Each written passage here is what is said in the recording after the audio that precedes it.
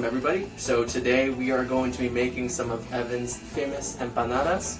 So it's a real quick and easy recipe, it shouldn't take you too long. So with that, I'm just going to show you some of the ingredients. So we have a pound of ground beef. Now this could be a pound of chicken too, if you want. It really depends on what you're going for. Today we're just going to be using ground beef. We also have some adobo, really depends. You can use any brand, does not matter, any brand will do. We also have some pre-made discos, or discs, which will be used, you can find them in the frozen food aisle. Any brand will do also. And some tomato sauce. We have the ground beef now over some medium-high heat. So what we're going to do is we're just going to break it up a little bit more. You could use a regular spoon for this. You could also use a spaghetti fork if you're feeling fancy. Or if you're running out of time. So we're just going to break this up. Okay, so once the ground beef is pretty much browned all over, we're going to give it a nice even sprinkling of adobo. So we're going to do, since it got it cooking pretty good right now, we're going to do a couple quick turns around with our tomato sauce. Once around, twice. Okay, so now that this has simmered, we're going to let it sit and cool down for about 10 minutes before we can start making our empanadas. Alright, so we've had the meat sit and chill for a little bit, and in the meantime we've assembled the empanada making station, and this is where the magic happens. So first things first, we set out a baking sheet with aluminum foil put over it. We're going to put the empanadas on. So in assembling our empanadas, we're going to take about a spoonful of ground beef. Just a spoonful just to make sure we can measure it out. 2 spoonfuls actually, and put it right towards the bottom. We don't want to take too much meat, because if we do, then we won't be able to close the empanada.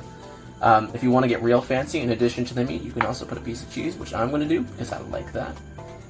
So we're going to pop it in there, and then we close the disc,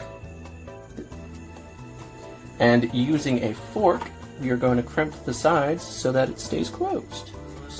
And this is again why you want to keep the amount of meat to a minimum, so you don't accidentally press on the meat, so it doesn't get, it's a lot harder to crimp this when it's all filled up. So just like that, we're going to take it up, just make sure it's all crimped, and place it on the baking sheet for later. And we're going to do this as many times as we can fit. So I believe there's about 10 discs here, so we're going to do about 10 of them. So stay tuned, we'll be right back. Alright, so we're just about to finish up this last one. And by the way, there's a couple different ways you can make these. You could fry them, but we like to bake them.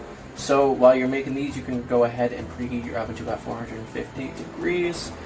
Fahrenheit, not Celsius. You're going to burn your house down if you do that. So, just about to finish this one up.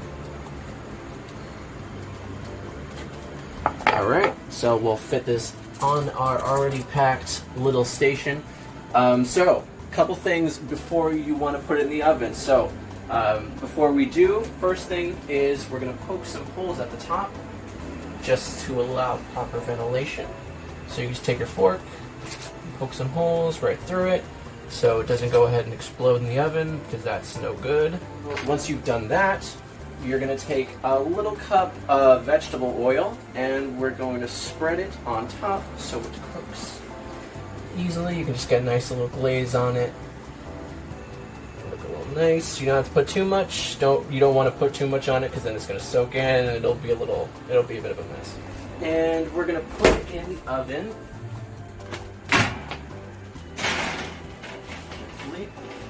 And we're going to set the timer for about 15 minutes. Here they are. And they look pretty good to me. Maybe a little bit long, but I think that's alright. So, you just want to let these cool for a little bit, maybe about 5-10 minutes, and then they're all good to eat. So, thank you so much for joining me today, and bon appetit.